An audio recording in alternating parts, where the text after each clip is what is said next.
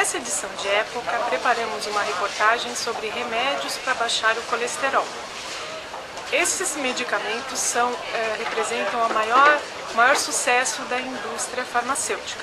Nunca nenhum outro remédio de outra categoria rendeu tanto dinheiro aos fabricantes. O que pouca gente sabe é que esses remédios não beneficiam a maioria dos pacientes. Para debater esse assunto, entrevistamos o médico Vanderlei Marques Bernardo, da Faculdade de Medicina da USP, e também o Raul Dias Santos Filho, do INCOR.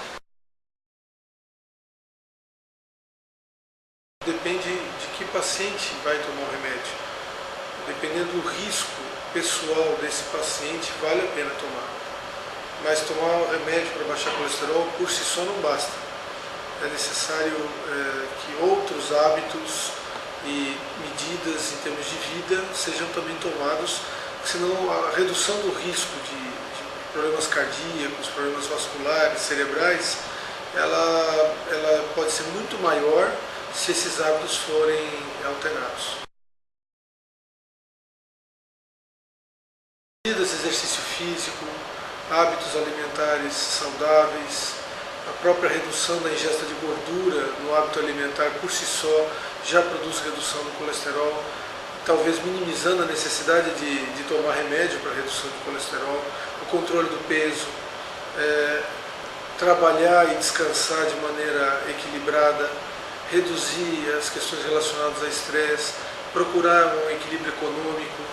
São todas medidas que com certeza reduzem o risco cardiovascular e podem diminuir a necessidade de tomar remédio para redução do colesterol. Centrar a profilaxia, a prevenção de problemas cardíacos e problemas cerebrais só na tomada do remédio para redução do colesterol é um erro. Baixar o colesterol reduz o risco de infarto e de morte, principalmente em pacientes de risco elevado, principalmente pacientes que já tiveram infarto, pacientes que já tiveram evento cardiovascular e, se for pensar em termos populacionais, individualmente, como eu disse, há necessidade de um balanço de qual é o risco individual desse paciente, quanto ele consegue reduzir esses hábitos, quanto ele consegue aumentar a questão de exercício físico, redução de peso, para que aí sim, no balanço, se decida tomar o colesterol. Você pode ter colesterol normal e ter um infarto e morrer de problema cardiovascular. Então, reduzir o nível não resolve por si só o evento cardiovascular. A indústria farmacêutica, ela produz o medicamento, ela procura vender, comercializar o medicamento e ele tem um benefício.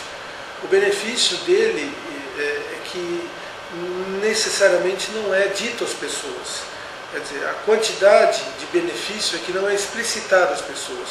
As pessoas recebem simplesmente a informação: tome o redutor do colesterol, a estatina, e você vai reduzir o colesterol e vai reduzir a morte e o infarto.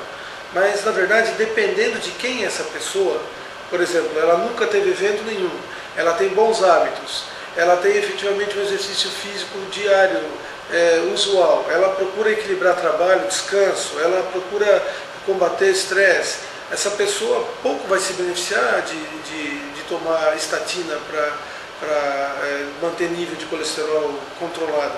E, na verdade, a indústria, ela não necessariamente, nem sempre, ela explicita qual é exatamente o benefício para aquele indivíduo. E isso que deve ser procurado pelo médico. O médico deve procurar explicitar qual é o benefício efetivamente para aquele paciente. Então, um exemplo que a gente pode dar: nós precisamos tratar 150 pessoas para beneficiar uma, do ponto de vista de redução de morte ou redução de evento cardiovascular, dependendo do risco dessa pessoa. O colesterol dela pode estar baixo, pode estar sendo controlado pela estatina, entretanto, ela não vai ter redução importante no risco pessoal de eventos como infarto e acidente vascular cerebral. As estatinas sabidamente produzem dores articulares, dores musculares em muitos pacientes. Então, eu sempre falo que você comer uma maçã retirada do pé nunca traz efeito adverso. Agora, qualquer medicamento, qualquer comprimido que você ingira, ele vai efetivamente pôr você em risco de efeito colateral. O efeito colateral pode não ser tão importante, por isso que tem que se balancear sempre o risco do efeito adverso e o benefício que você obtém tomando aquele medicamento. E você deve saber exatamente qual é o benefício e o risco. E o médico sempre deve, junto ao paciente, esclarecer bem quais são os riscos, quais são os benefícios e quanto de benefício e quanto de risco uma medicação traz ao paciente. Veja, a gente simplesmente hoje em dia não trata só o colesterol. Na realidade, a gente trata todo o risco de problemas do coração, que o colesterol é uma das principais causas, né? Então não há dúvida nenhuma que para aqueles pacientes que são considerados de alto risco para doenças cardiovasculares, como por exemplo infarto do miocárdio, derrames, etc., eles devem receber tratamento para baixar o colesterol, mesmo quando o colesterol não se encontra muito elevado. Quem que se encaixa nessas situações? Geralmente pessoas diabéticas, pessoas que já sofreram infarto, pessoas que já tiveram derrame, pessoas que já operaram o coração, botaram pontes de safena, pessoas que já fizeram angioplastia, ou pessoas que têm fatores de risco, né, em uma grande intensidade. Então, por exemplo, indivíduos geralmente acima dos 50, 55 anos, que costumam ter, por exemplo, hipertensão arterial associada com colesterol alto, ou com HDL colesterol com colesterol bom baixo, ou, por exemplo, pessoas que fumam. Quer dizer, geralmente acima dos 50, 55, que tenha dois fatores desses que eu falei, são considerados de risco pelo menos de moderado para elevado. E geralmente esses pacientes a longo prazo vão se beneficiar do tratamento de redução do colesterol.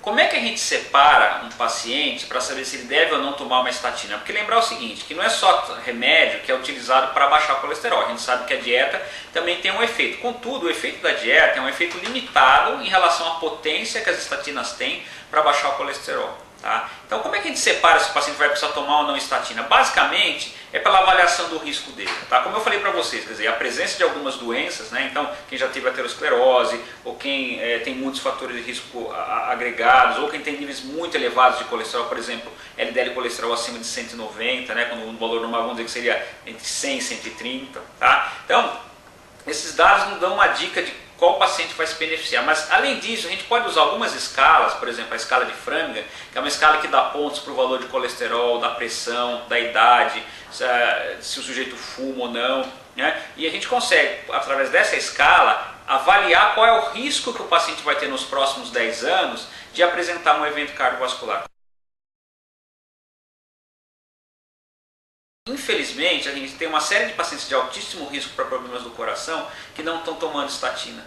Porque, em média, o tempo médio de consumo de estatinas no Brasil é apenas 3 meses. Certo? Então, isso mostra que acho que a nossa preocupação maior não deveria ser com aquele que está tomando sem precisar, né? Mas aquele que realmente precisa e que não está tratando.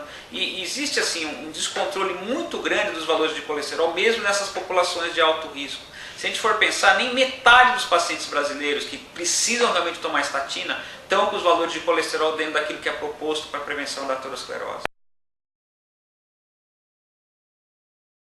Além do colesterol, nós temos alguns outros fatores que são chamados fatores de risco para a aterosclerose, ou seja, que é a doença que causa infarto, a doença que causa derrames. Tá? Então, esses são a história da família. Então, por exemplo, se você tem uma história que algum parente seu, antes dos 55 anos, parente de primeiro grau, né, o pai ou o irmão, no caso do sexo masculino, antes dos 55 anos, ou antes dos 65, de sexo feminino, então mãe, irmãs, por exemplo. Se o sujeito fuma, se o sujeito tem hipertensão, se o sujeito tem diabetes, se ele tem aquela obesidade abdominal, né, que a gente chama barriguinha de cerveja, se ele é sedentário, se ele tem depressão, esses são os chamados fatores de risco.